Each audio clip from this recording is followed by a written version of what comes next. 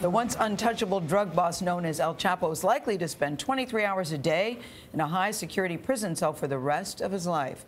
A jury in Brooklyn, New York, convicted Joaquín Guzmán yesterday on all 10 counts of a federal indictment, including engaging in a continuing criminal enterprise, drug trafficking, and money laundering. His 3-month trial completed a decades-long effort by U.S. officials to bring the fugitive to justice. His lawyers plan to appeal. Jericka Duncan is outside the federal courthouse in Brooklyn. Jericka, good morning.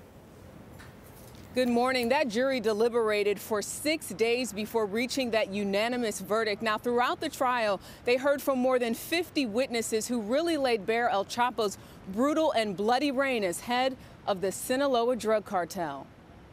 This conviction is a victory for the American people who has suffered so long and so much while Guzmán made billions.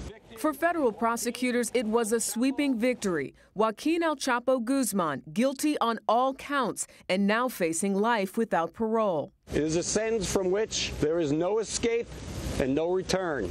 El Chapo will likely be sent to the Supermax prison in Colorado, one of the homes to the nation's most dangerous inmates, including Boston Marathon bomber Dzhokhar Tsarnaev and the 1993 World Trade Center bomber Ramzi Youssef.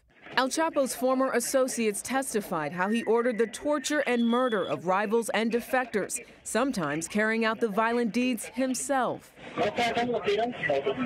El Chapo, who famously escaped from Mexican prisons twice, once evaded capture by running naked through a sewer, according to his mistress. He hid narcotics inside planes, submarines, even cans of jalapeno peppers, a sophisticated multi-billion-dollar operation that spanned decades.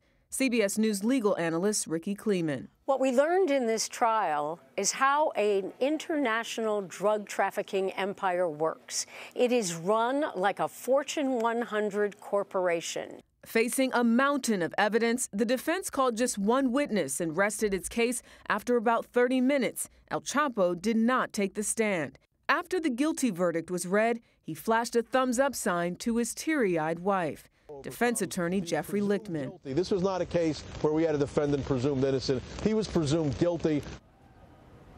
El Chapo will be sentenced here in June. Now, the Sinaloa drug cartel that he once led still makes billions from drug trafficking. Bianna, it's considered one of the most powerful criminal organizations in Mexico. This has been a fascinating and frightening trial to watch play out, Jericka. Thank you.